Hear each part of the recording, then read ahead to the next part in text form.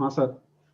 Hello hello hello hello hello.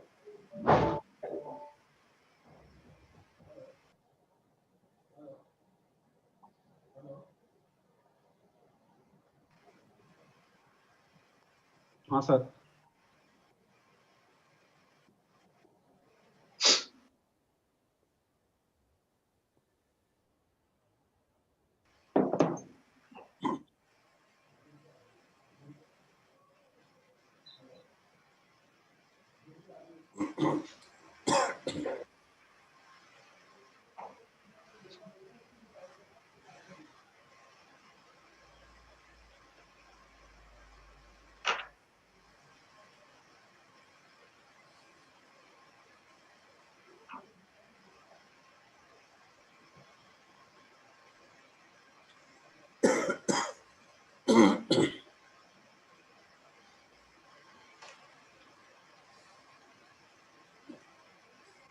Bobby सवेरे सवेरे की पी रहे हो?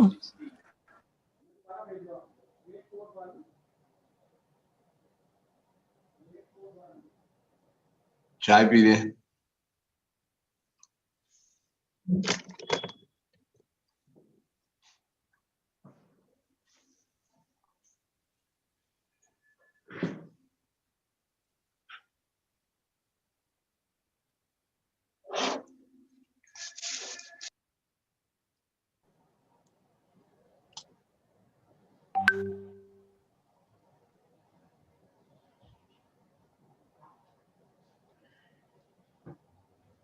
ये राम सिंह, ये उठा लो। ये डॉक्टर देखिए, डॉक्टर सरीन आए होंगे अभी। तो we are live in your Yes.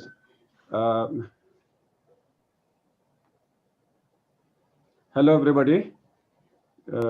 Greetings from Indian Medical Association, New Delhi branch and Heart Care Foundation of India. I, Dr. K.K. Agarwal, President Simao, past National President IMA, past President Delhi Medical Association, and past President of IMA New Delhi branch. Welcome you all on today's important session. We will have some of the important that one of our colleague, Dr. Rajiv Khosla, a senior gastroenterologist with whom I worked for over a decade. He decided to take a rebirth. He decided to probably change his specialty from gastroenterology, maybe something else. After a brief illness, non-COVID, we lost him. So we will start with a small prayer before we go further. Shashi ji.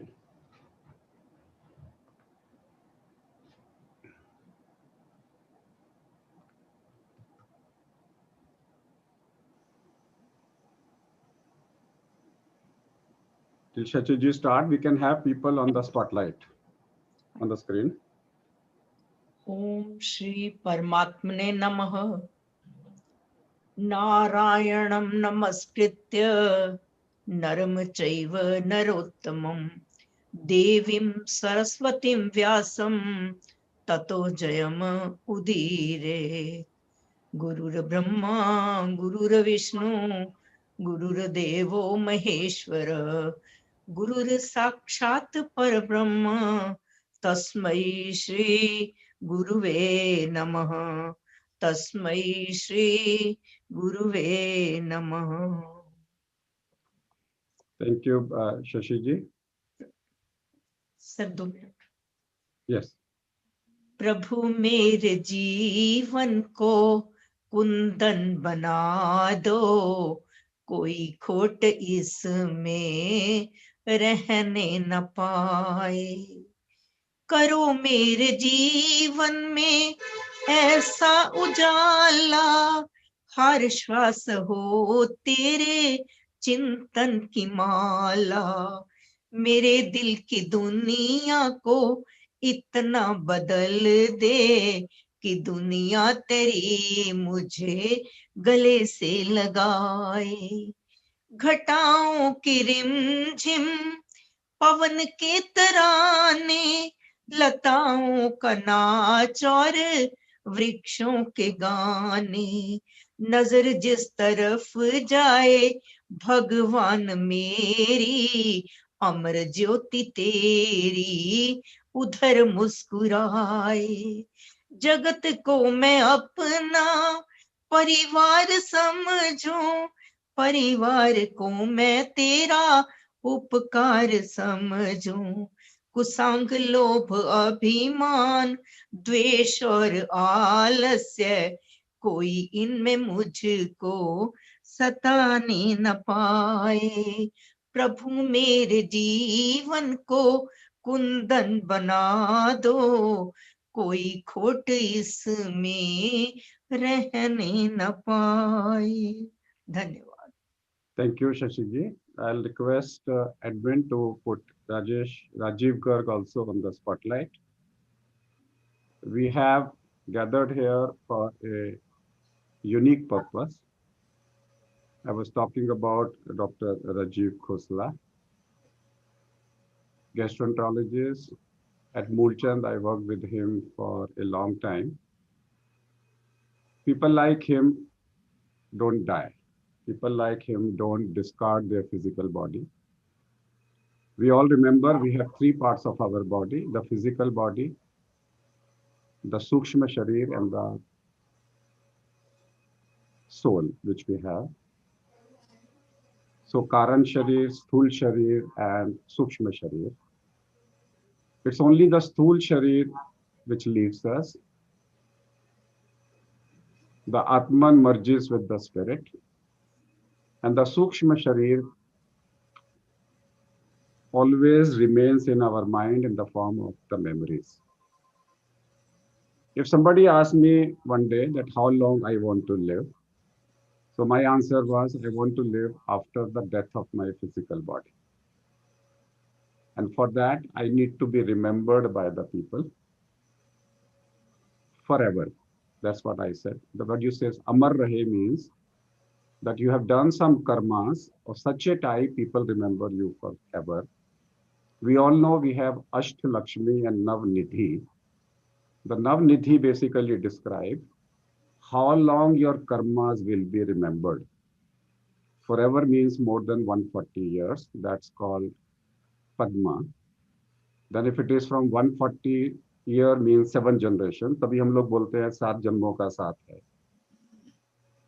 And from 7 generation to 3 generation is called Mahapadma in Navnidhis.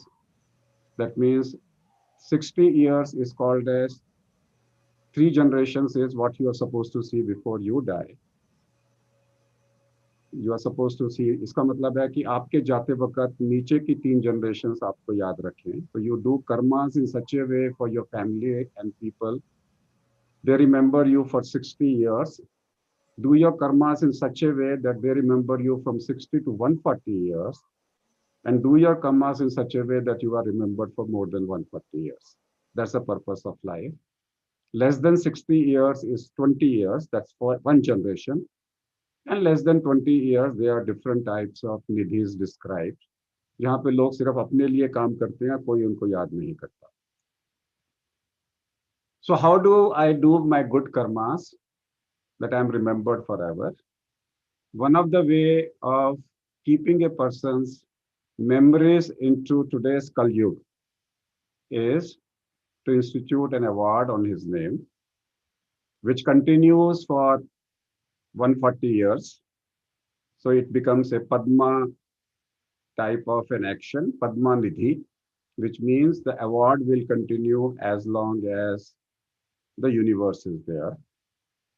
So you need to have people who deserve that so that their name continues for more than 140 years. जब तक जहां है, IMA New Delhi branch and Heart Care Foundation of India will continue working. So we have instituted a joint award on the name of Dr. Rajiv Khosla. an annual award which will be given to an eminent person every year. That's a day we remember their good memories. I first want to invite Dr. Vanita Arora, a lady cardiologist of the country, one of the very few lady eminent cardiologists of the country, the president of IMA New Delhi branch, to have a welcome address. Thank you, sir. Thank you, Dr. Agarwal. Good morning. Namaste, everybody. Sir ने आपको बता दिया why we have gathered here today. It is a heartening moment as well as it is a good moment that we are making an attempt, a very fair attempt to remember a colleague of ours. And the most important part I want to say here is that I remember people because of how they have made me feel. And with Dr. Khosla, having worked with him for a number of years, I just say he always made me feel smile, caring, and totally a free spirited man. This is what he conveyed to me, and this is how he made me feel. So I would like to always remember him with a smile. He was very passionate about his work also. So an award in his name is actually an absolutely good gesture. But most importantly, it should be done with a smile and with the caring effect that he had on people he met. So that should be the spirit that has to be conveyed further. So with these words, I really appreciate Dr. Agarwal having done such a good and a fast job, because it was just a week back that in the meeting we decided that it was his idea actually, that we should have an award in his name, and it is already initiated. So hats off to Dr. Agarwal for making us remember Dr. Khosla in such a beautiful way. Over to Thank you, you, sir. Vanita ji. I'll request the admin to also spotlight Madam Amita Khosla. With her permission, we would like to be present in this function. Amita Khosla ji को भी आप spotlight पिला दें. And now is the time to talk about Rajiv. But before I request Dr. J.S. Grewal, the President-elect of Delhi Medical Association, we have Delhi Medical Association President-elect and Assistant Secretary of Indian Medical Association, Dr. S.K. Poddar. Both of them have joined us, and I also have with me Dr. Rajiv Garg, the past president and convener of this program, past president of IMA New Delhi branch, and Dr. Sanjay Dhawan, the secretary of the IMA New Delhi branch. So I would request to play a short video. Rituji.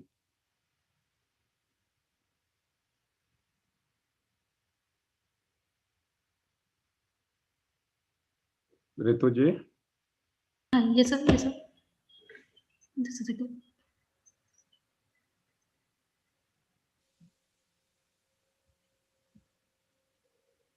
एक second थोड़ा सा time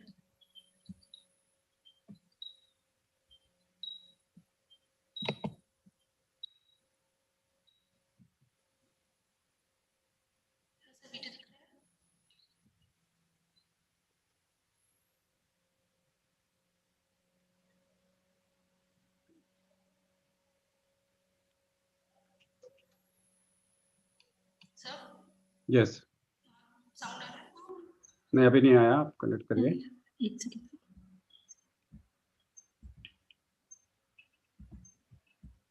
अभी picture भी नहीं आए. Yes. Now sir Yes.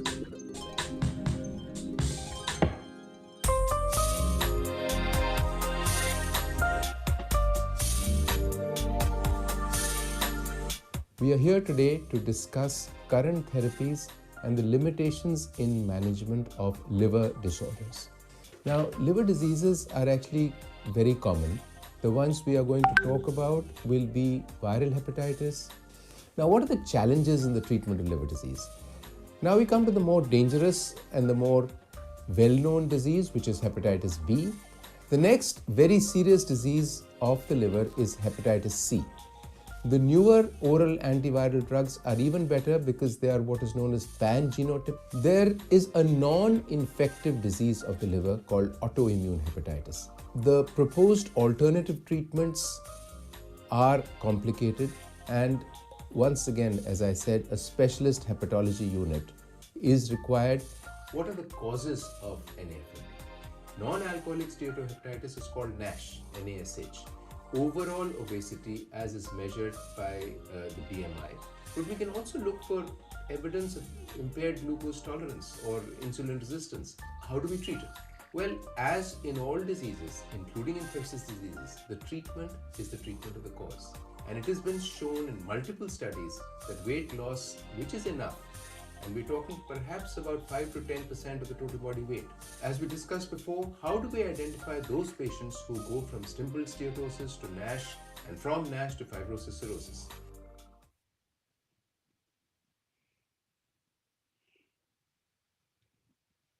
Can we have the people again back on spotlight? Rituji, can we have all the people on the spotlight? Sir, cameras are off. Is all of you who are on your cameras? So I'll now, after this brief introduction, because can I have everybody on the spotlight? Rituji, Yeah, doing so. Just Amitaji,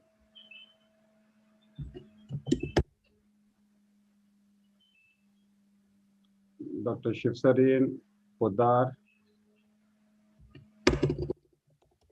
So we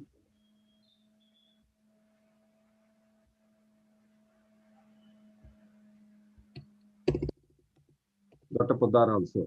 So I'll now request Dr. Grewal, who happens to be also the classmate of Rajiv, represents the collective consciousness of Delhi, being the president-elect, to introduce the speaker. Actually, when we all were deciding that whom to select as the first oration, so all of us spoke to him in our dreams, to Rajiv, and he said, let it be in the liver. And that's how it changed in such a way that our speaker also decided to talk about the liver, which I will speak further about it. But let's have introduction of Dr.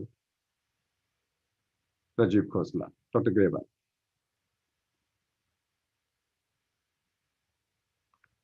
You have to unmute. Yeah. Namaskar, thank you. And to all lovers of Rajiv Khosla from all over the world, Honorable Dr. Professor S.K. Sareen, Dr. K.K. Agrawal,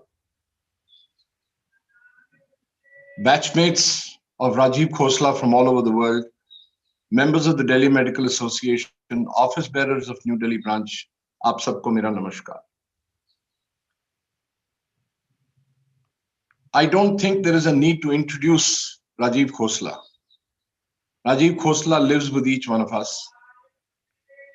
We had the privilege of being with him right from 1970 when we joined medical college. A bubbling, handsome, youthful young man from St. Columba's School,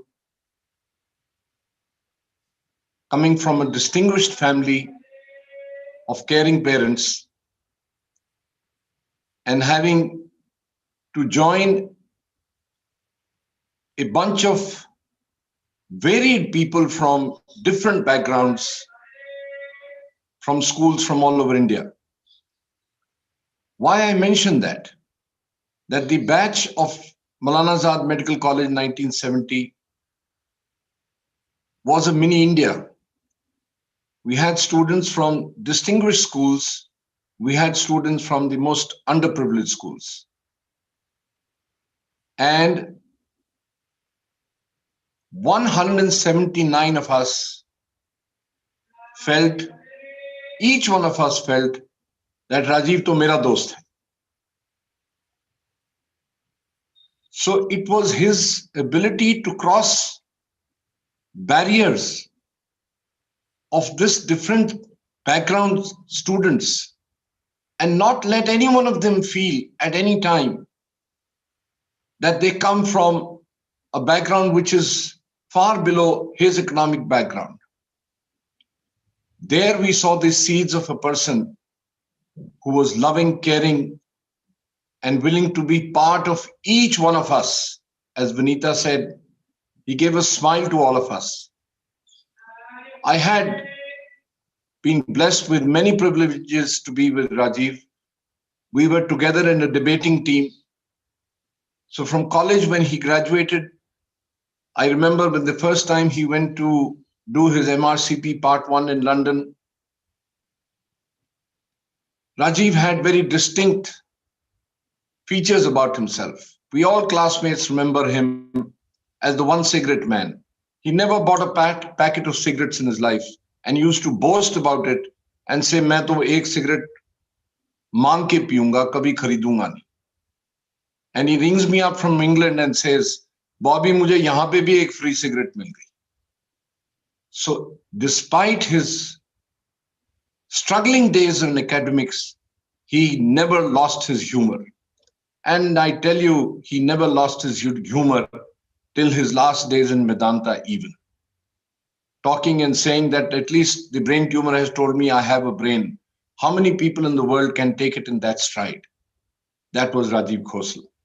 His humility, his highest level of dedication and respect for the profession is something to be emulated by all doctors. His love of his profession was so strong that he entertained every referral as a challenge because he wanted to give back to the profession the best that he possessed. That is something I want to share with you. Coming to my clinic, I had a small clinic in 1980, willing to do an endoscopy, coming all the way in his car, taking his suitcase with an endoscope and coming and doing an endoscopy at my clinic, not being able to pay his fees, which he takes in the other hospitals, was not love to me. I think it was his salute to the love and dedication he had for the profession. कि अगर मुझे मेरी किसी patient को जरूरत है तो जहां मेरी जरूरत है मैं वहां जाके दूंगा. That is the type of dedication. That is the type of respect he had for himself, being a gastroenterologist. These are how we need to emulate him. So there are so many things about Rajiv. I could go on and on. His humor was phenomenal. His humor was infectious. His personality was overpowering. And his compassion for everybody in the class grew out for his compassion to the entire profession all over the world. So we have not just lost a friend. We've lost knowledge. We've lost great hands of gastroenterology. So it's not the loss of a human being. It's loss of abundance of knowledge, abundance of dedication of a human being. That's what is the loss. One of our classmates' wife who was very sick with a diarrhea, Rajiv made it a point to accompany him to All India Institute of Medical Sciences to meet the senior most gastroenterologist, sat down and said, why are we not being able to find out? Another of our classmates who had angina, Dr. Gami, he's here. It was Rajiv who insisted to get the consultation with the cardiologist. So it's not just being a friend. It is being available as a doctor to your friend. That's the greatness of Rajiv Khosla. I once again appreciate, and I feel it is Rajiv Khosla who motivated us to have this lecture. It is not an award to Rajiv Khosla. It is not an award to Professor Sareen. It is an award to ourselves. We are respecting knowledge and we are acquiring new knowledge, because he was an epitome of knowledge and dedication to the profession. That is all how we want to remember Dr. Rajiv Khosla. Thank you. I congratulate, I thank Professor Sareen for having accepted our invitation to deliver this oration in the memory of Dr. Rajiv Khosla, because he befits the stature of having to share a chair with Dr. Rajiv Khosla. Thank you very much. God bless you all. Dr. Grewal. And before I introduce the first oration speaker, I would like Amita ji to say a few words. And then I have got an information, Vinay Sahni, one of your family member from USA, is also here. He also wants to speak a few words as per the family decides. Amita ji. Hello, everyone. Am I audible? Yes, Akshay, please go ahead. Great. So I'm here with the family, the Khosla family, Amita auntie. I'm here with Madhav and also with Radhika. And on behalf of the whole family, we first just want to express our thanks and gratitude to all of you. It is really something to have such eminent doctors, scholars together here to honor Dr. Khosla and what he stood for. So first, I just want to thank each of you. First, Dr. K.K. Agarwal for arranging this and making this possible. This really touches our hearts, and it really does us proud and does Dr. Khosla proud. Dr. Vinita Arora, Dr. Sanjay Dhawan, Dr. Rajiv Garg, and Dr. J.S. Grewal. Thank all of you. And Dr. Shiv Sareen. This is really a special moment for us that you all are honoring Dr. Khosla in this way. I really don't have any special words to add beyond what you all have said and will be saying with respect to your profession. I'll just add a few personal anecdotes about Dr. Khosla that may help us understand the mark that he's left on medicine from a personal angle. So for those of you who don't know, I'm Dr. Khosla's son-in-law, and my father, Dr. Arun Mangla, was in the same batch as Rajiv uncle in MAMC. And they didn't know each other so well that time. As my father would say, Dr. Khosla drove to school or college in a Fiat, and he would say, I used to take 11 number bus, meaning that he used to walk to his classes. But he always wanted to meet this man that had a reputation that extended well beyond his persona. And it was just by stroke of luck, sheer chance, that this union was made when I met Radhika, and we joined hands in marriage. And at our reception, meeting all of you from AMC there was like a college reunion for my father and Dr. Khosla. And I think that's one of the best memories that we'll cherish, having all of you there together. I'll just say a few words from a personal side about Dr. Khosla's commitment to professional excellence. Just seeing it from the household angle, we'd be sitting at the dinner table, and Rajiv uncle was always concerned about whatever work was left to be completed. He never let any stone go unturned. So if he had some files to complete, some cases to review, post-dinner, he would walk back to his clinic, make sure that all of those cases were answered, all of the proper investigation took place. Like a detective, he just left no stone unturned. And his commitment to knowledge was truly global. So another anecdote I'll share is that when Radhika and I moved to Oxford, it just happened by chance that the college that I was allotted to, so as a fellow of that college, just turned out to be the same college that Dr. Khosla had spent his time as a gastroenterology fellow, so Green Templeton College. And Dr. Derek Jewell, who was his mentor there, met me once at a dinner. It was a faculty dinner, and I had not yet known that he was Dr. Khosla's mentor, but I learned about it over the dinner. And Rajiv uncle came to Oxford, and we all had dinner with Dr. Jewell. And we were talking about, the old times and, the experiences of being at Oxford, the training that took place. But we also thought about the future. And one thing that Rajiv uncle wanted to do was carry forward this idea of medicine that you all have expressed so beautifully. He wanted to carry it forward for the next generation. So we thought about maybe he would come to Oxford as a visiting fellow, give lectures like the one that you had shown in that video. He had so much knowledge to impart the world, and he wanted that to carry forward. And so that's one thing I just want to highlight, that his impact is truly global. His commitment to knowledge is truly global. And so an award like this, a moment like this, touches people all across the world. And that really speaks for his reach as a physician and as a human being. I would also like to mention that the commitment to knowledge, it's bigger than any of us. It's bigger than any one individual. Dr. Khosla stood for something that outlasts any one life.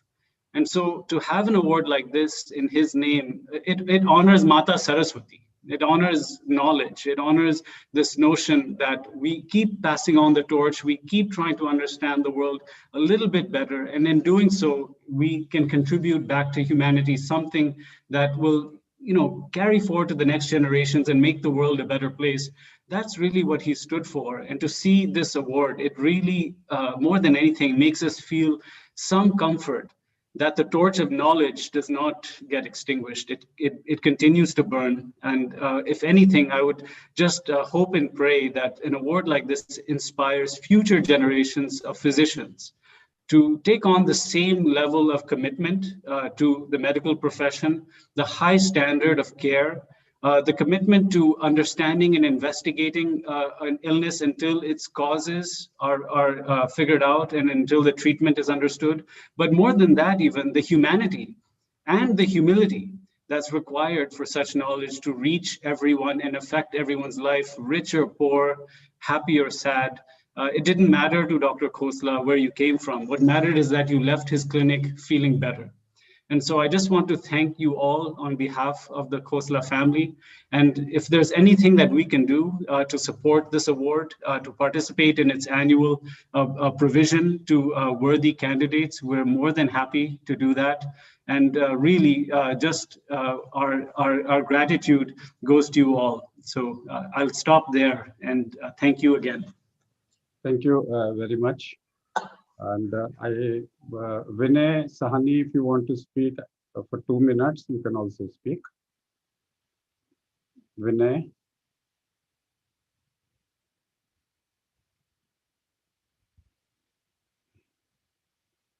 Vinay Sahani. Yes, I'm just coming. Just a few words. Rajiv and Amita are family. Amita is my first cousin, and I've known Rajiv for over 4 decades. I even remember attending the wedding in Delhi many years ago. My recent interaction with Rajiv and Amita was prior to my departure for US in February of this year in Delhi. We met for a family dinner get-together at GK1 and had a great conversation. He seemed perfectly fine and in great spirits. Little did we know that he will not be amongst us 10 months later, a rude shock that we are all still trying to grapple with. Rajiv was not just an outstanding gastroenterologist, but an amazingly well-informed global citizen. His great sense of humor, sharp intellect, and ability to analyze and grasp medical and non-medical issues on hand was remarkable and breathtaking. The capital city of Delhi has not just lost one of the best gastroenterologists in the country, but a noble human being capable of always giving and wanting nothing in return. I and Poonam, my wife, are fortunate to host Rajiv and Amita for dinner in Boston several years ago when they both flew in to attend Radhika and Akshay's official wedding. After dinner, we dropped both of them at their hotel in Cambridge, and Poonam's instant reaction was, Rajiv is so polite, sweet, and well-informed. That really sums it all up. Rajiv will be immensely missed, not just by the family, by his friends, colleagues, patients, and the medical fraternity at large. Dr. Agarwal and I made a gesture to launch the Lifetime Achievement Award in Rajiv's remembrance is resoundingly opportune and appropriate and timely. I wish to thank all of you present here for taking this great initiative, for bestowing this well-deserved honor on Rajiv, for which we as family shall always remain deeply indebted. Thank you very much. Thank you, Vinay.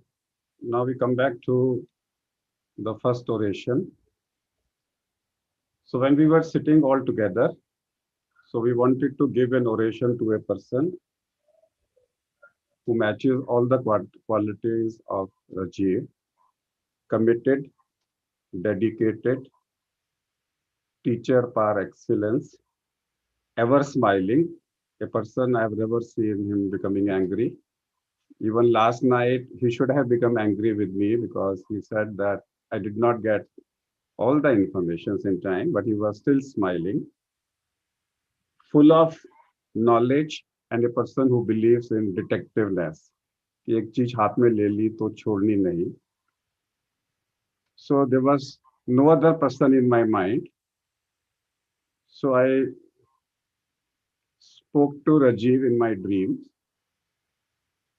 So I wanted to take his consent.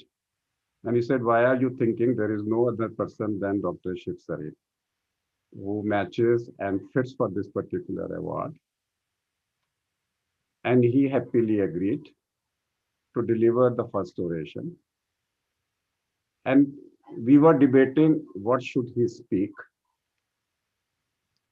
So he wanted to speak on microbiome from plate to stool. That was, he wanted to talk about the new venture of microbiome. But suddenly he said, let me speak on fatty liver from NAFLD to MAFLD. This is what we call them as. And suddenly I realized that the video, short video we have made, it was talking about liver and it was ended with NAFLD. So we thought it's fitting. So I said, no, take it MAFLD. Because in the background, I knew that we are showing Rajiv's last few minutes in the form of a liver diseases. So Rajiv touched everything minus MAFLD. So to complete Rajiv's wish, so we thought of covering shifting NAFLD to MAFLD. And that's how it all, this is called synchro destiny, everything synchronizing in such a way that everything becomes a synchronous to each other. So I'll request now Dr. Rajiv Garg, past president IMA New Delhi branch, to officially introduce our speaker and the first oration.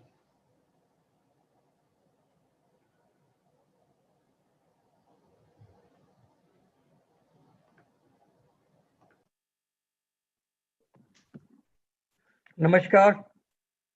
Am I audible? Yes, please go ahead. Yeah. Dr. Vanita Arora, Dr. KK Agarwal, Dr. GS Grewal, Mrs. Amita Khoshla, Mr. Vinay Sahani, Dr. Sanjay Dhawan, and other dignitaries and friends.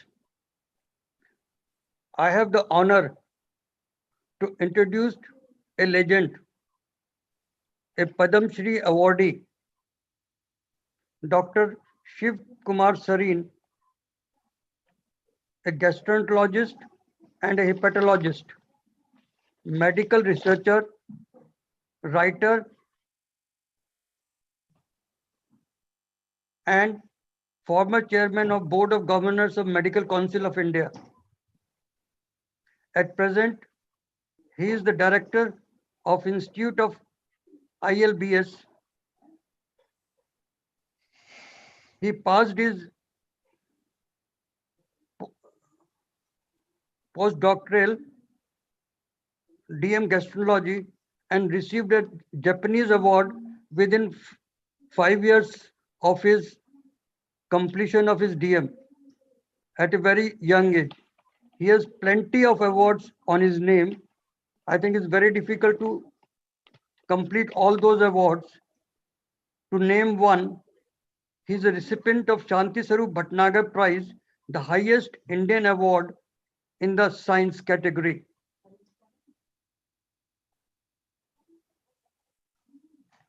He instituted the Institute of Liver and Biliary Sciences,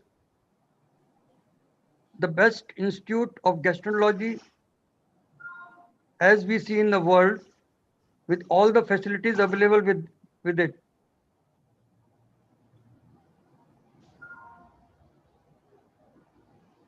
He has published number of books.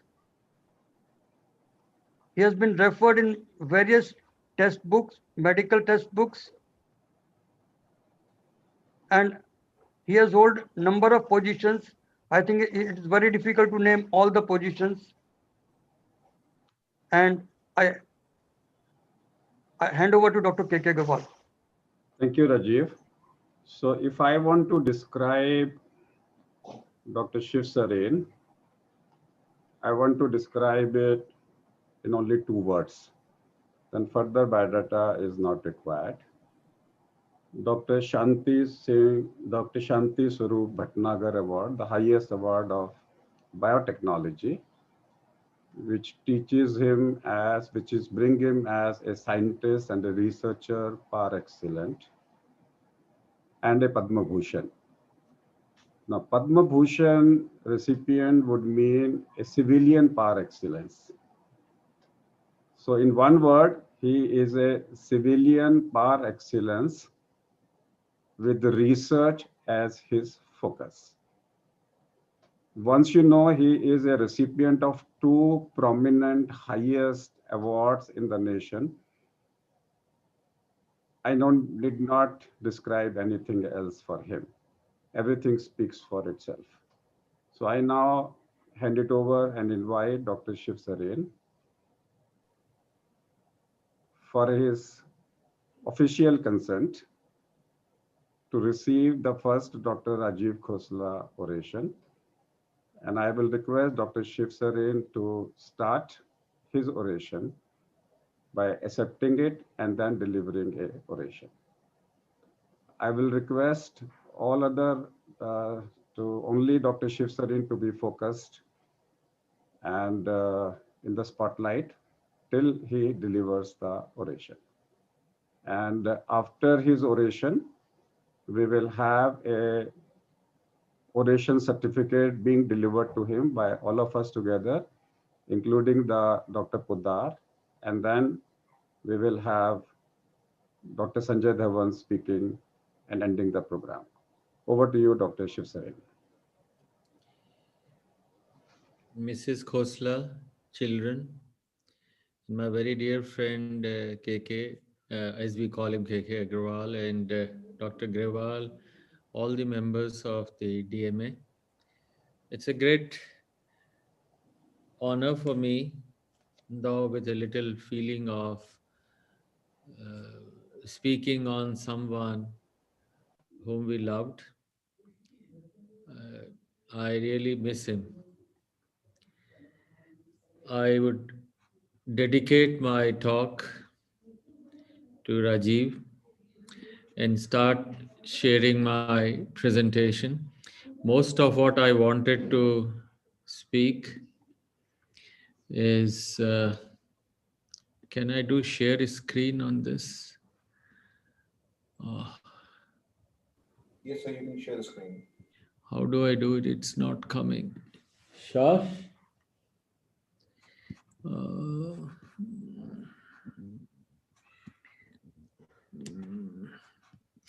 It's not showing. Sorry. Share computers. There's this green button below which says. I am trying to do it, but it is not showing. Is there something wrong with my... let me call my son.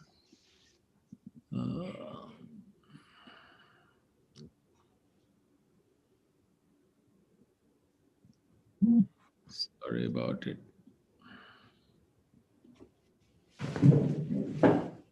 Shash?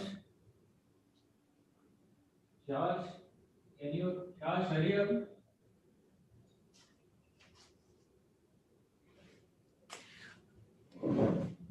Can I mail you the slides or enter the waiting now? What's to do? Yeah, you can go. Please email me the slides on ritu.hc file. Will it go on to files or what? Sir, can I play the slides? Can you please email me the slides? Yeah, I will send you the slide. Ritu.hcfi. Sorry? RITU Ritu.HCFI, Heart Care Foundation of India. Ritu dot HCFI, Heart Care Foundation India. CFI At At Gmail, gmail.com. sir. at gmail.com. Yes, sir. Yes. Okay.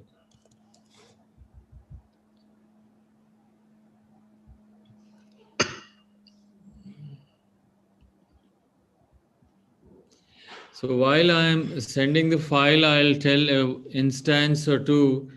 Rajiv, I was earlier in GB Pant and Rajiv had brought Derek Jewell from UK for a talk. And we were sitting and chatting with Derek. And it was a great feeling to see how Derek would rate Rajiv. In fact, it was a great pleasure to see that Derek Joel, who was the chief there, spoke very high of him. And also, they had one thing very common. Any patient they would see, they would have a question. And several times in my encounters with Rajiv, he would call up and say, this patient, I'm not sure how to handle it. And that is a humility in a man. Most of us think that we know everything, which is a big, lacuna in life. I also think that he always gave, as everyone, and especially Dr. Grewal also said, that he always gave his very best to everyone, including his friends. Whatever, in fact, I wanted to say has been said by many friends. I was asked initially by Dr. Agrawal to speak on healthcare challenges, but I don't think I'm very competent, and I think also the audience is not the one. What I picked up is something which is probably of interest to even not only doctors, but maybe to even the family members and everyone around. So I've sent Ritu you the slides to you, Sir, and you can sir, slides are locked, sir. logged. Yes, sir. For the security. How do I do it? This is a challenge.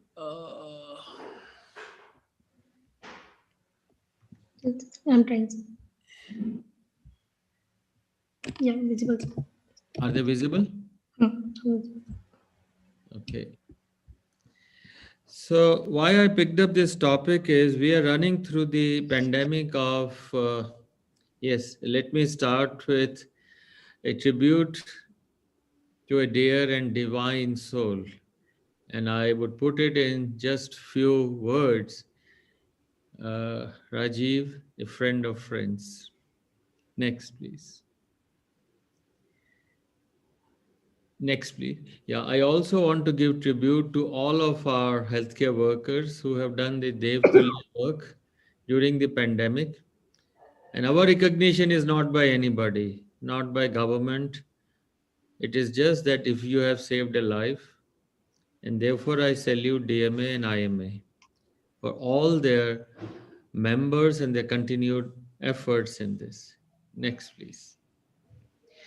I bring greetings from ILBS, which has given me a platform to work. And I want to bring this metabolic dysfunction associated fatty liver disease. This is a new term, but you will see that you know it. I'm sure you will also appreciate that you can manage it yourself. Next, please. When you look at it, whether you are Dr. Vinay in the US or we all in India, 1 in 3 has fatty liver. I'm using the term NAFL because the data is only in that. Most of our patients just have fatty liver, but a third of them have hepatitis, non-alcoholic steatohepatitis, fat-induced inflammation of liver, and then a proportion will have disease. What I want to stress on you, and I really want the DMA and IMA to have a national campaign, believe me, you will make a difference, as 2/3 of diabetics have NAFLD. 1/3 of cirrhosis have diabetes. Next, please. So, what is NAFLD? Next. This is a study which shows hepatitis B as a cause is in red, but alcohol and fatty liver as a cause of cirrhosis is in yellow and blue. It makes about 30% of our cirrhosis. Next. And our liver cancers, 30% or so. Next, please. So, what is fatty liver? Fatty liver disease can be because of two main causes, fat or alcohol, which is a toxin.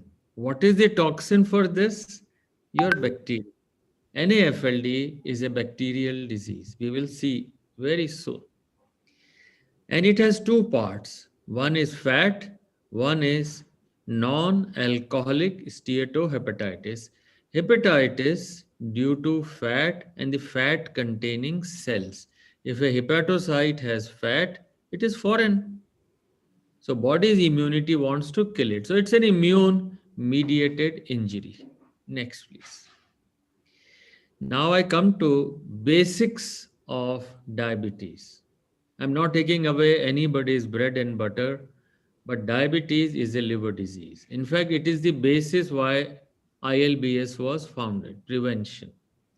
For 30 years, we have been saying now Nature, Science, everyone, all these journals say, yes, diabetes is a liver disease.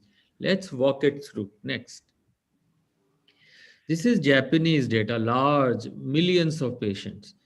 If you have a patient who has a fatty liver, blood sugar is abnormal in almost 70%. A proportion will have impaired glucose tolerance or new diabetes. So NAFLD means if you have fat in the liver, your sugar is not normal. So people say, साहब मेरी sugar बढ़ गई. अरे भाई sugar बढ़ी है तो liver में फैट देखो. पहले फैट आएगी. अगर फैट होगी तो इंसुलिन काम ही नहीं करेगी. Insulin cannot work on a hepatocyte. And therefore you get insulin resistance. And next, please.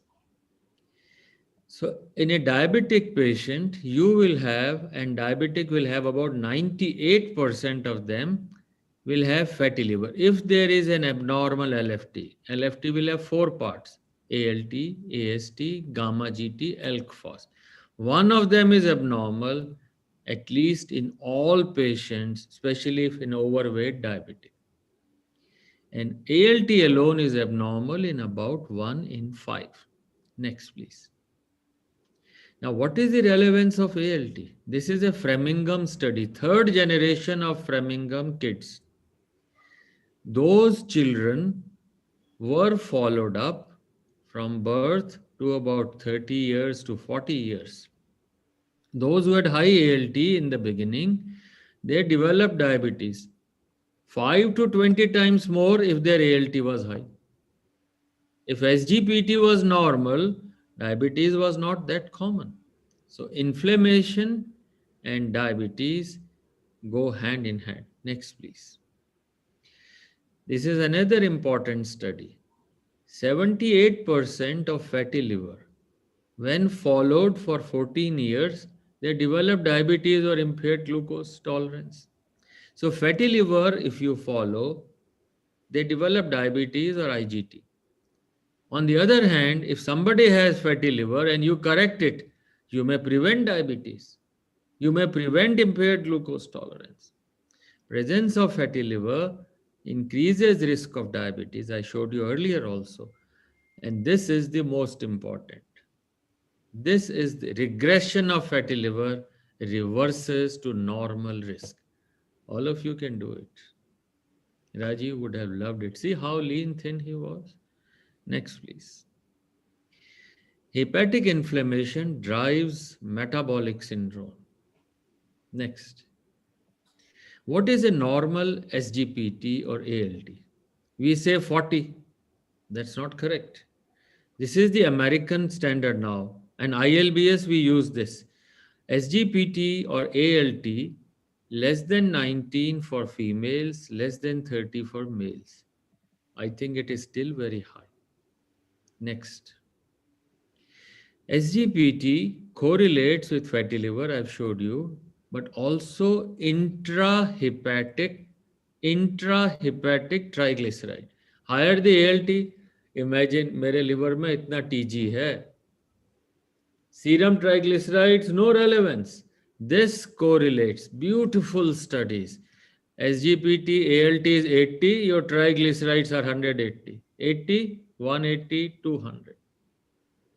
It correlates with diabetes, blood pressure, heart disease, and the risk of developing heart disease. And of course, all cancers, prostate cancers, your bladder cancers, kidney, and of course, liver cancer. Next. Now, this is a landmark study. Very important to understand. Green is death due to liver, and red is death due to any cause. 1,40,000 health insurance means young guys जिनकी insurance होनी थी. They were taken in Korea, and baseline ALT was measured between 90 to 92. 10 years they followed almost. See the important part. If the SGPT is less than 20, all cause death or liver death is 1.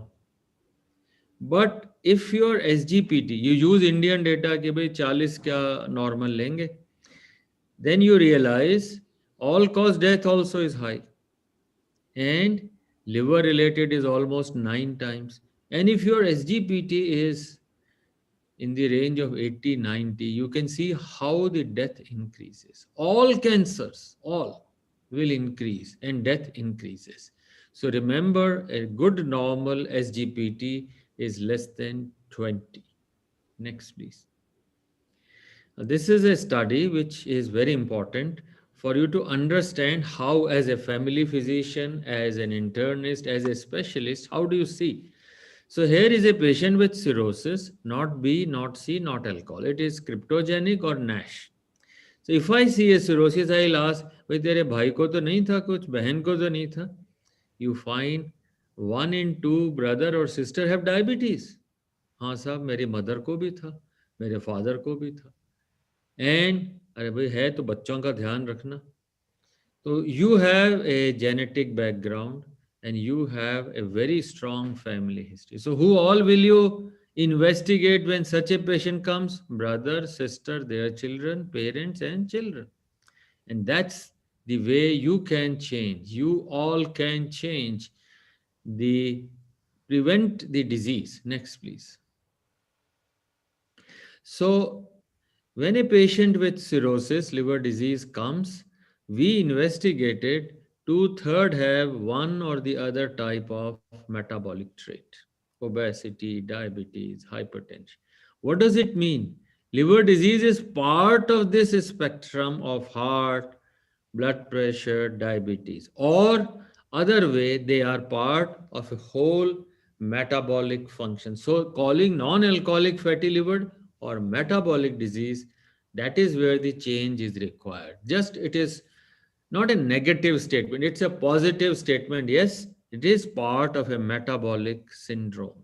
Next, please.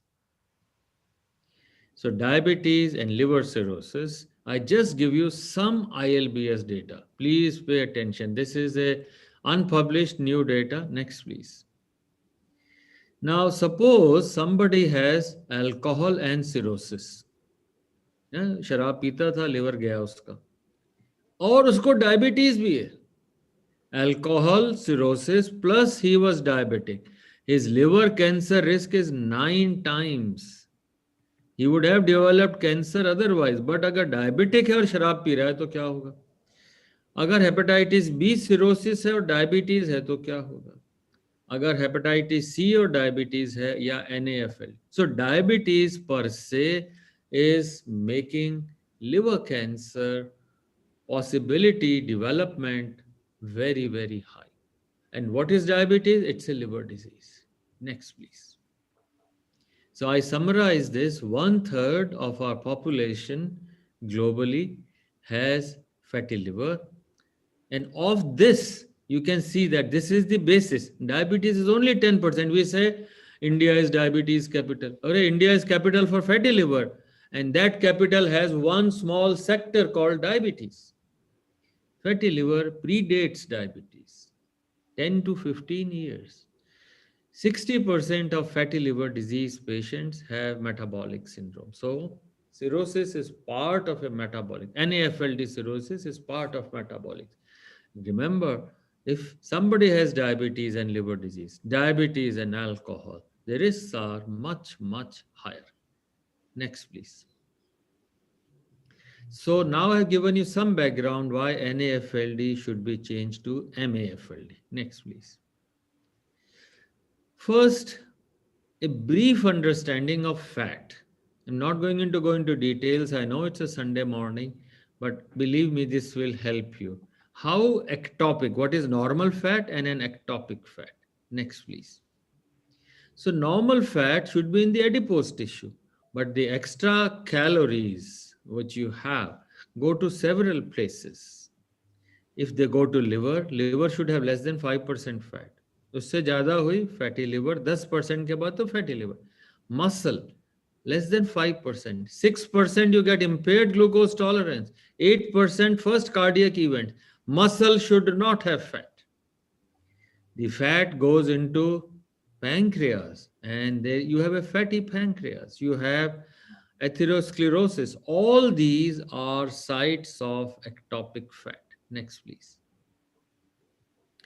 So first fat, and then you have insulin, diabetes, atherogenesis, myocardial. Next, please. And now is the important part, and where I miss Rajiv. This all starts from your bacteria. So please, please, please never have a child below 3 years get his bacteria spoiled. Do not feed him with any of the external sugars. After 3 years, bacteria will not change. So it is the gut bacteria which are the fermenters. What you eat is not eaten by you, it is by the bacteria. And that's here you have fatty liver, and your adipose tissue, your fat tissue is not healthy. So excessive burden on the liver, the food is processed here, but it is all stored here. And a metabolically burdened liver will cause all the other changes. So here is the role. And that's why when I first told Dr. Agrawal why I want to speak on gut bacteria was this. This will drive next century. Next, please. Now, to add on to this, somebody has a fatty liver or a liver fibrosis, NAFLD. The cardiac event occurs much earlier. Next. Acute myocardial infarction is more in NAFLD. Next. So to put it one more time in simple terms, fatty liver is the core, which adds to cardiovascular, hypertension, diabetes, PCOS, sleep apnea, and all cancers. Liver is the metabolic factory, you know it. Next, please. Now the question is, this guy eats, in hostel we'll say, यार ये तो 25 पराठे खा लेता है, उसके बाद 10 केले भी खा लेता है, और उसके बाद में ये पूरी खा लेता है. कुछ नहीं होता इससे. Is the person or is it the environment alone to be blamed? I will very simply try to explain you. Next, please. So this is a man, first time. This is the role of genes. This is the metabolic syndrome, and this is the environment where you live. So this, my great-great-grandfather, he used to walk 20 kilometers, eat everything, nothing happened. The generations will move like this. His son and his son. Next time, if you keep stimulating, the environmental factors will become less and genetic will become more. So this is walking gene. Grandfather, healthy. Father, slightly unhealthy. I become very unhealthy. Or if I am the first person, my children and their children will become genetically more and more. So remember that if you have any disease, diabetes, blood pressure, or metabolic, Your children must be underweight. Their children must be double underweight. I don't have time, but the role of genes is so clear. Next, please. Now, this is a new definition of obesity, and I want you to understand it. Every obese is not bad. So, an obese, he is unhealthy. But what is important is normal weight. Normal weight can have an unhealthy metabolic state. This is called, now there are 4 terms: metabolically unhealthy normal weight, metabolically unhealthy lean weight, and in Asia less than 23 BMI is lean weight. So you may have a BMI which is less, but you may have metabolically unhealthy fat, and this is genetic. Next, please. This is we showed in a study. I'm not putting science in the morning for you. About 700 liver biopsy. But please pay attention. People had less than 23 BMI or more than 25. The fibrosis score was not different. So a lean person can also have same liver disease as an obese person. हम कहते हैं साहब पतला दुबला था, 30 साल का था, गुड़क गया, पता नहीं क्या हुआ उसे, हमें तो मालूम ही नहीं, साहब बिल्कुल पतला दुबला था. अरे भाई, तुम्हारे जीन्स ऐसे थे. You were born with that hereditary traits, and there are 4 genes. I can't tell you that all. 4 genes which clearly tell you. So remember, if you have a bad genetic background lineage, you need to be extra careful. Next, please. On the other hand, every fat person you look at is not bad. Every obese is not bad. So metabolically obese, but metabolically healthy. So every lean is not good, I told you, but every fat is not bad. And this is Mona Lisa from Fernando's eyes. Next, please. So I'll summarize this part. Ectopic fat is the basis for NAFLD, diabetes, hypertension, coronary artery disease. When you say NAFLD, most people say, यार ये gastro का काम है, liver का काम है, हमें क्या करना है इससे? But I want to stress upon, whether you are cardiologist or you are a nephrologist or an internist or anything, surgeon, please do not ignore it. And remember, you can be lean person but unhealthy. Obese person can be healthy. And don't put all the blame on the patient. भाई तू खाता ज़्यादा है, चढ़ता नहीं है, कसरत नहीं करता. This is not going to work, because there are some genetic basis. So you have to be sympathetic to this guy. And of course, alcohol has to be avoided. Next, please. Now, how do you diagnose? Some little bit. Next, please. How do I suspect and whom to refer? Next. So GPs are the first person to get anywhere in the world. But I'll also tell you, tailors can and barbers can help in the diagnosis when you take a national mission. Overweight, पता है किसके liver में fat होगा. Fatigue. Sir, by 3 o'clock, I am so tired. I can't work. And the reason is your muscle has 8% fat instead of 4%. If you have 8% fat, you are 170% more oxygen consumer. Your muscle needs more oxygen. You finish it. Of course, all pain abdomen is not acidity. Some acidity, pain is all because of fat in the liver. Next, please. So I told you the tailors can help you. Think about your curves. Do not fit genes onto you. You fit into the genes. Waist less than 90 for male and female less than 80. Next. And teach your barbers that if you find somebody with this kind of a neck, warts or a black line, anywhere, this is acanthosis nigricans. So common in India. Now in a clinic, when 150 patients we see, would be at least 15, 20 with there. So this is metabolic syndrome. Nothing more is required. So please, all of you, look around yourself, your necks, your neighbors. I mean, not peep onto them, but just see that you can advise them. Next, please. How do these patients present? One was symptoms, I told you, but in your lab, you can help. So all your labs, whether it is the best labs in the country, why can't they put an alert? They only make it dark. but double print कर देते हैं अरे भाई ALT SGPT बढ़ा हुआ है gamma GT बढ़ा हुआ है all of you start looking at autoimmune but ANA is positive because of fat. The autoimmunity is to fat. ANA is positive in a fatty liver. It is the autoimmunity to fat. High TG, abnormal iron. But very important, normal lab does not rule out NAFLD. Suppose all of this is not there. Doesn't mean you don't, or the patient cannot have NAFLD. Next, please. I want to stress this slide very importantly. ALT, I told you, SGPT correlates with many things, but gamma GT with your dyslipidemia, gamma GT with heart, hypertension, gamma GT with insulin. So many places LFT does not include gamma GT, that is incomplete.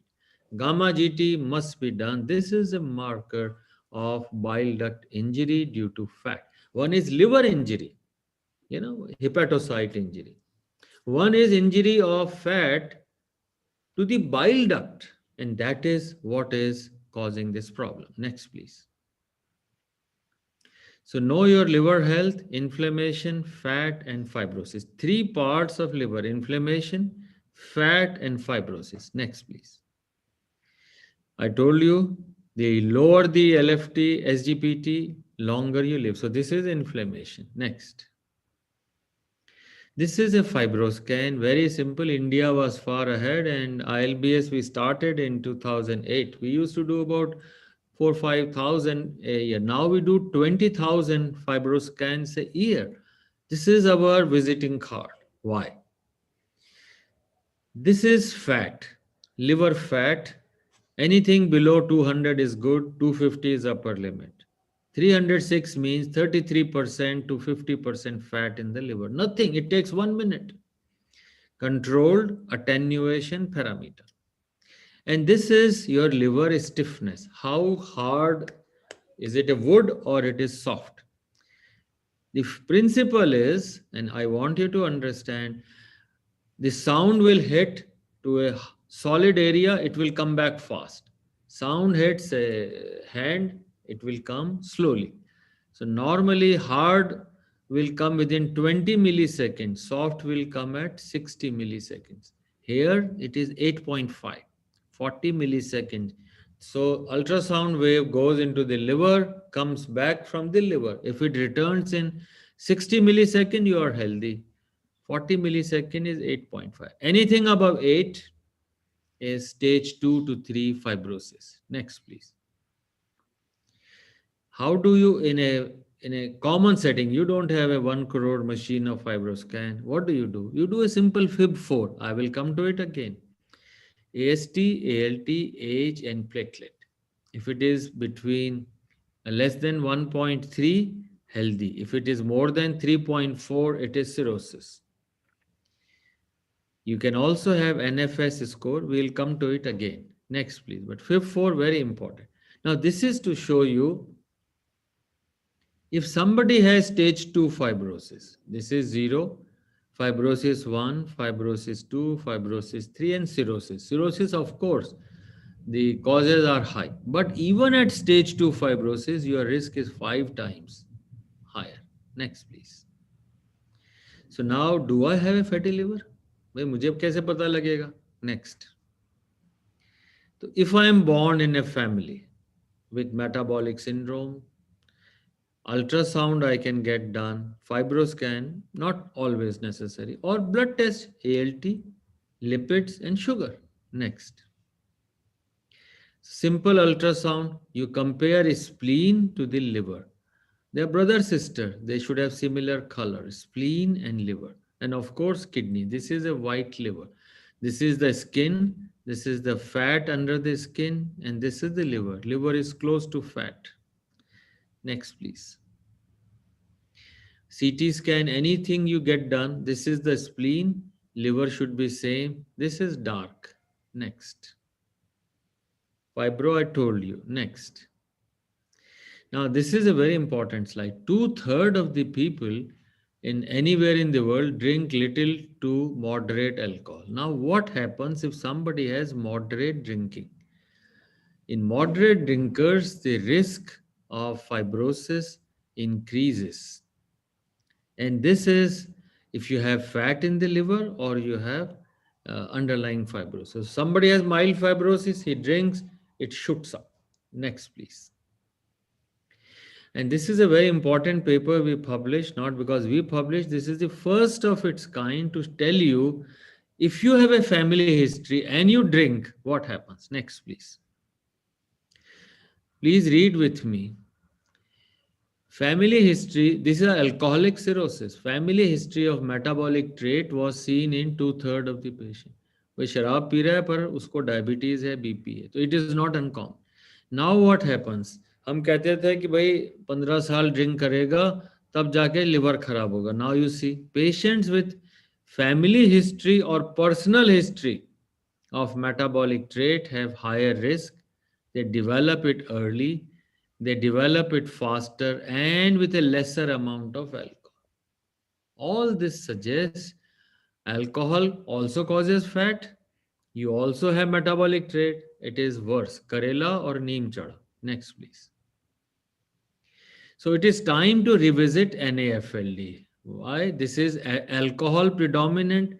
This is metabolic predominant, but most people will have a combination. Next, please. So now, time to revisit. Revisit because just smile. Everyone said this guy had an amazing smile. Just smile. But when can you smile? If you are lean and thin, not if you are unhealthy metabolically. Next, please. We made a movement in 2020. Several of us joined in the world and made this movement from NAFLD to MAFLD. Next, please. How do you diagnose MAFLD? Now I'm making it very simple for you. Just pay attention for half a minute. All diabetics are MAFLD. भाई 2/3 में तो है ही. All diabetics are metabolic dysfunction associated fatty liver. All overweight and obese are MAFLD. This is new, but please remember it. All overweight, obese, MAFLD, diabetics, MAFLD. Now, the criteria of metabolic syndrome is limited to lean and normal weight. Lean and normal weight, you need whether there is high TG, blood pressure, blah, blah. So diagnosing MAFLD, the patient walks into your room and you can diagnose. He is overweight, he is obese, but you have fatty liver. He is a diabetic, you have fatty liver. Next, please. So whatever you call NAFLD or MAFLD, know the disease. Next, please. How do you know it? So a primary care or a GP or anyone else, simply you can do a FIB4. What is FIB4? One more time. Age, AST, ALT. You have platelets.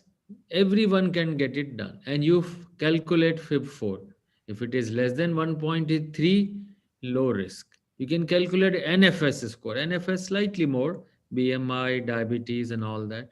If it is low, you are okay. But if FIB4 is high, NFS is high, you are intermediate risk. Then you can send patient for a fibroscan. Next, please. Now, fibroscan, I showed you, if it is above 8, like our patient had 8.5, this guy has intermediate. He is stage 2 or more fibrosis. He needs a liver biopsy. Why liver biopsy? Next, please. Liver biopsy will show you, this is all hepatocyte. Hepatocyte has fat.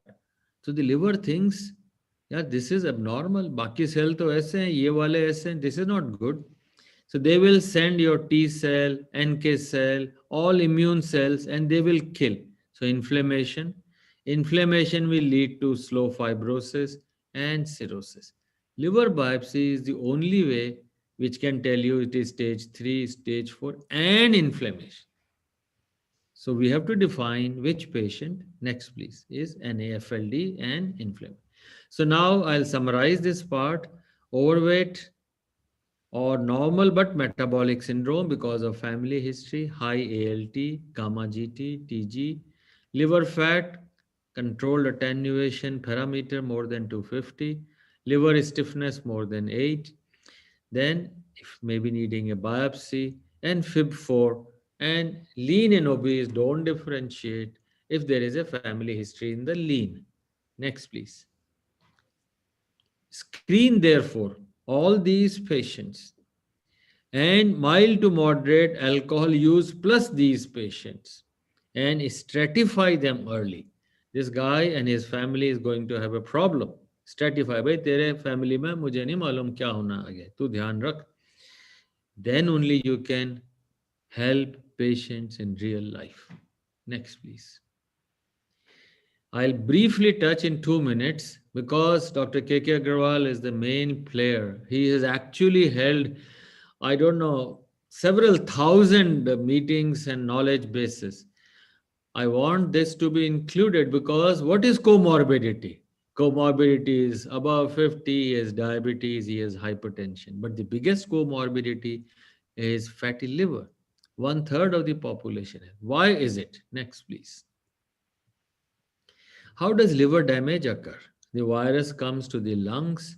From the lungs, there is a movement of this cytopathic cytokines would move, and these will cause an immediate injury to the liver, immune cells, and of course drugs. And then this goes on, the coagulation cascade, all coagulation factors are here, not in the heart.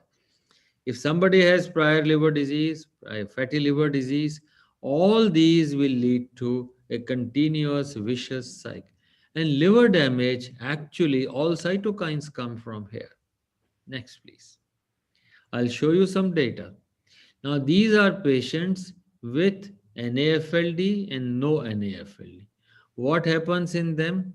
You will see that ICU is more, mechanical ventilation is more, liver injury is more. NAFLD is forerunner, independent of obesity.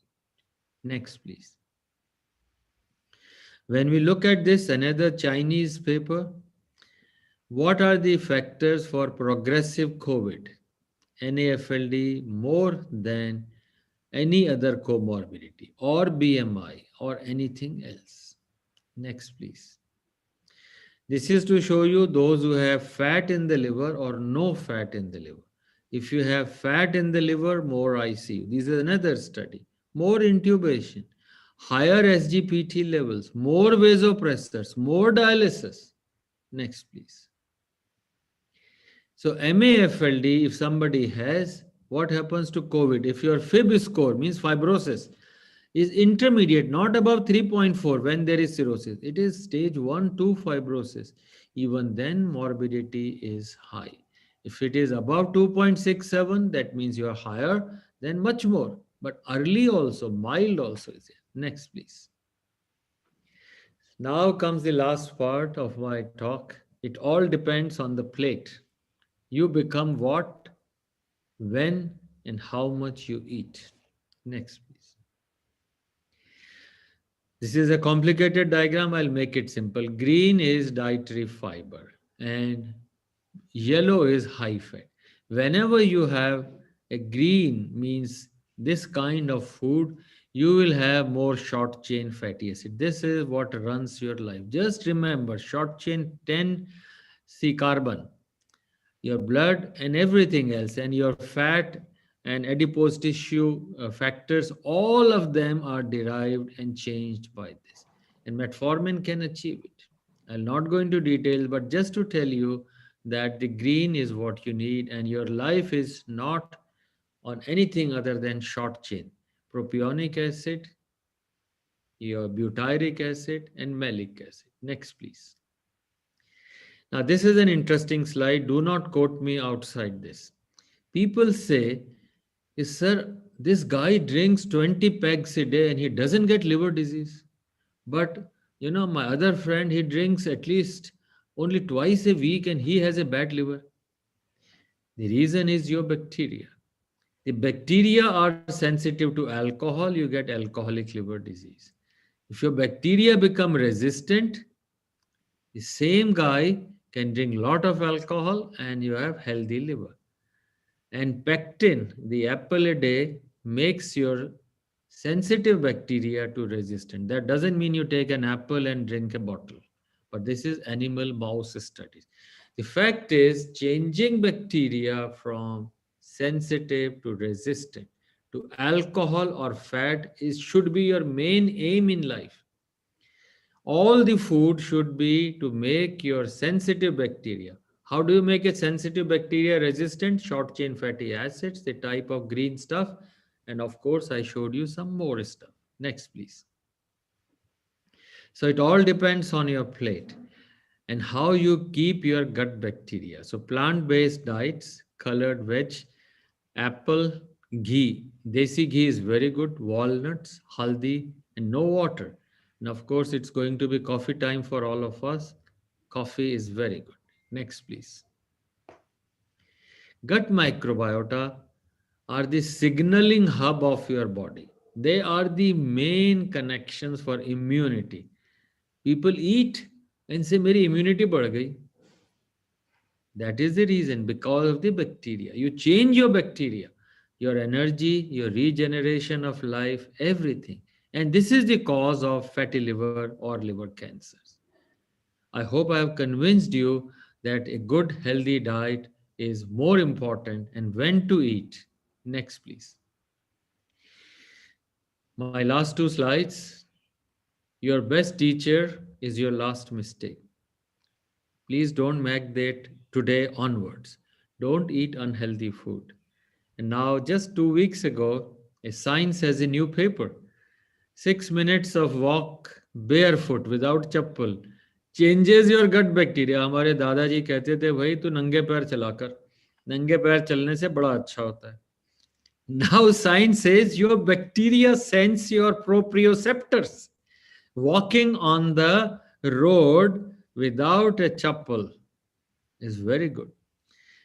Therefore, healthy liver because of healthy bacteria. And if you have a healthy liver, your healthy body. And IMA can make a change in the country. My last slide. Next, please. MAFLD would drive the next century.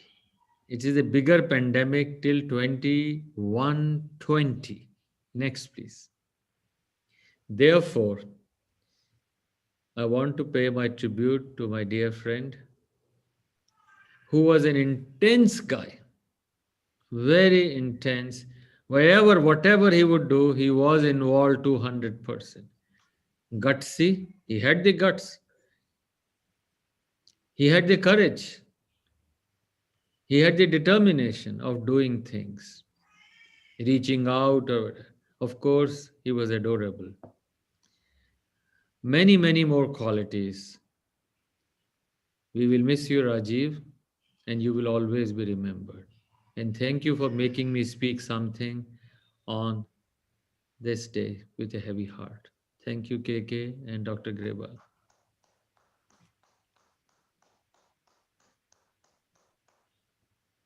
Thank you. Thank you so much. Beautiful. Thank you so much. What a tribute to our friend. An excellent lecture. Excellent. Excellent. And, because it's an oration, we will not invite any discussion or any questions. But I only want to say is that this lecture tells us to go back to the basics. In fact, this corona also has taught us go back to the basics of inflammation. And this lecture is also telling us that start a campaign that people should live a non-pro-inflammatory and a non-pro-thrombotic state that will take care of fatty liver, early atherosclerosis, every cancer, because that's also inflammation, So all lifestyle disorders at the base have one common thing, and that's inflammation. The cause of that inflammation may be a virus, maybe a fat, depending upon what causes that inflammation, maybe pollution. So we need to look into and live a lifestyle which prevents pro-inflammation and pro-thrombotic state. And all of you, we have been talking about the marker of CRP. It again came in the slides of Dr. Sari. Keep your CRP less than 2. And he also brought out the same marker, which we have been talking for the last 9 months. Bring your CRP to less than 2. Now I'll request Dr. Saurabh to show us the oration certificate, which we will. KK, I'd like to just say one word. Just one second. Just one second. This oration certificate will be framed and sent to Shiv Sarinji. Yes, Kriva.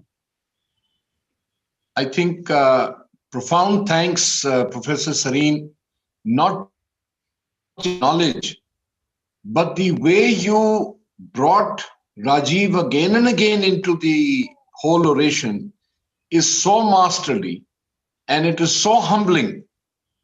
Absolutely wonderful, Professor Sareen, because a real tribute to Rajiv. Thank you very much. Thank you. Can I have the certificate? Thank you very much. Saurabh? Yeah, it's coming. Thank you. So this is what the oration would go to Dr. Shiv Kesari. Thank you. So I'll request now for 1 minute, I'll request on behalf of IMA, Dr. Poddar to speak. And then I acknowledge presence of many people I can't name. Ashwani Setia was here. Large number of people are here. We can have Dr. J.S. Arora from WHO. Then we can have, I saw Ashwani Setia here, and many more gastroenterologists who are here. So I'll now request Dr. Poddar to speak out a couple of lines, followed by the vote of thanks. Upinder Gami is here. Yes, Dr. Poddar. We have our classmates from Australia, USA, England, all of them are there. Thank you. If Dr. Poddar is not there, then I'll request Dr. Sanjay Dhawan to. Dr. KK, I am here. Just 1 minute. Just for that. So, It's a few words on behalf of the IMA. It's a special day today. For last several months, we gather every Sunday morning to listen to Dr. KK Agarwal on the topic of COVID. And his sessions have prepared many doctors to be ready to treat COVID-19 disease. But on this special day, he has dedicated this day to the memory of a great gastroenterologist and a great human being, Dr. Rajiv Khosla.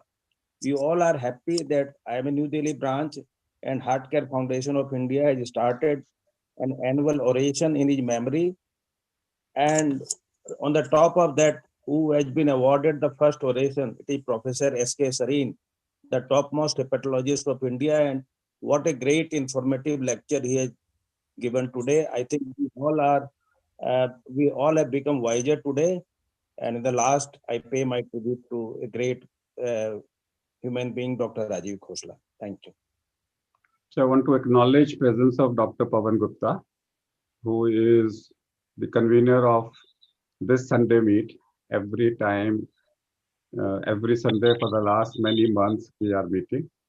And I thank you, Pawan, for being a support to me every time. Now I'll request Dr. Sanjay Dhawan to propose a formal vote of thanks. Namaskar, everyone.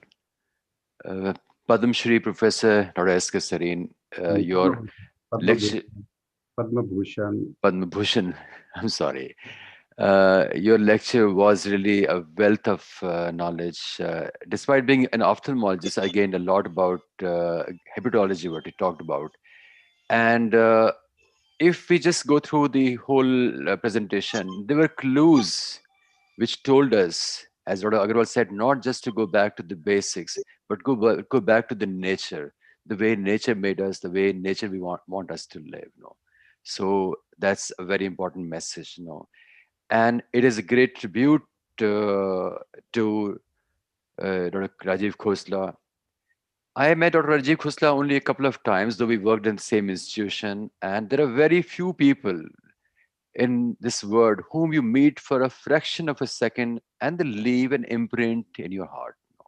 Dr. Rajiv Khosla was one of them. And when he spoke to me and the word he used, Sanjay, my name, it sounded as though his hand is on my back and he's assuring me that he'll always be there to guide me and support me.